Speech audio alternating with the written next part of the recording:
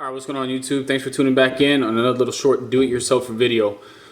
Today's project is going to be on the 2013 Volkswagen Golf. All we're going to be doing is replacing the cabin air filter. So here in a second, I'm going to show you what filter I'm using, what tools are required, and then I'm going to show you from start to finish on how to take out that old filter and put that new filter in. So yeah, with that being said, let's get to it. Alright, so here's the cabin air filter. I went with the Mon filter, and then here's the part number CUK2939. Ordered this from ECS Tuning. You can probably get this at your local auto parts store, maybe this name brand or any other name brand. Like I said, it's all up to you. Believe it or not, they also have Febreze ones out there. So as you turn on your Havoc, you turn on the AC or the heater, it gives you a better smell. But I just keep it neutral, and that's it. Again, cabin filter with activated charcoal. And then here, this is what the new one looks like. Also in a second, when we pull the old one out, I'm going to lay them right beside each other just to compare the old and new one. And I want to say the old one has about 10,000, 12,000 miles on it. So you can compare the difference. Alright, so if you look down here, there's going to be two little wings, or screws if you would like to call them.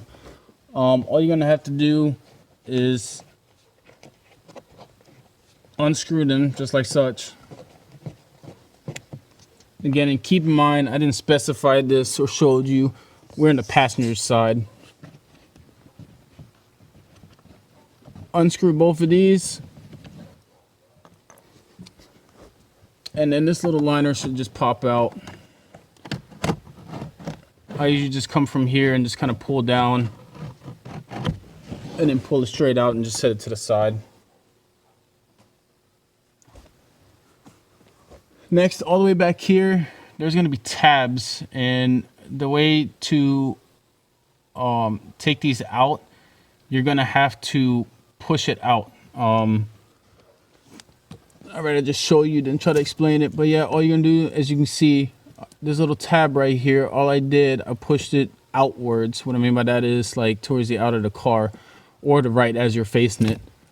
And then for some reason, this one already is popping out pretty easy. Usually sometimes they're a pain in the butt to get out. And all you're gonna do is you're gonna pull it down. Once you get it out, pull it out.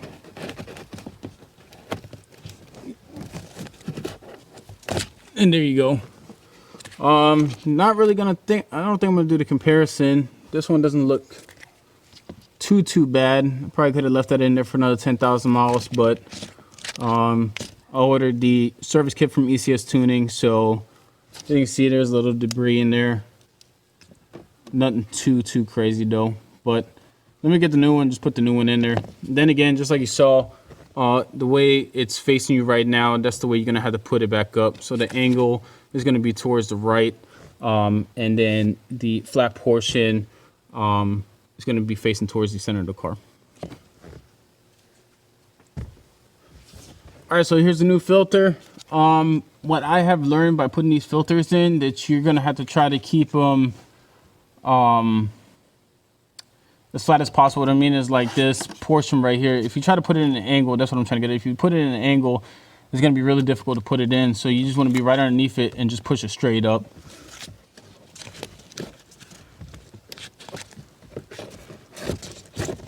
It's going to make it a lot easier.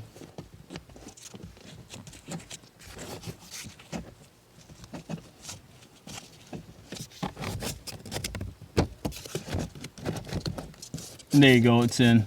Now it's still going to drop out until I put this bracket back on here.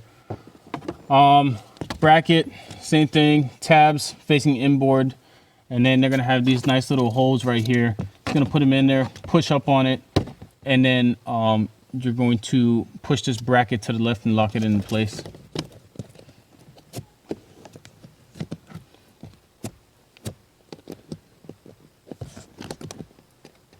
And there we go. I just usually, like I do with everything else, give it a nice little tug, make sure it's seated in there properly.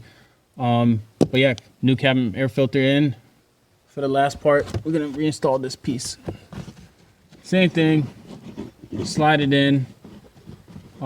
Once you get it seated in, you're gonna have to take this lip, put it underneath, and then you're gonna ensure to line up the holes with the vents.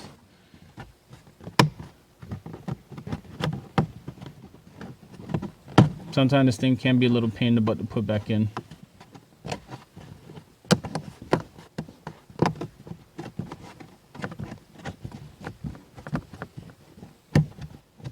There we go, now it's back in. Now you're gonna take your 2 screws and you're gonna screw it back into place. If this aligns, you don't even have to search for it. It should just go straight in, find a hole, and then you should be able to tighten it down.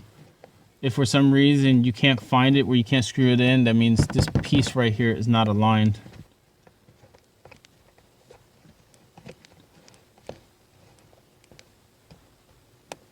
All right, that one's screwed in.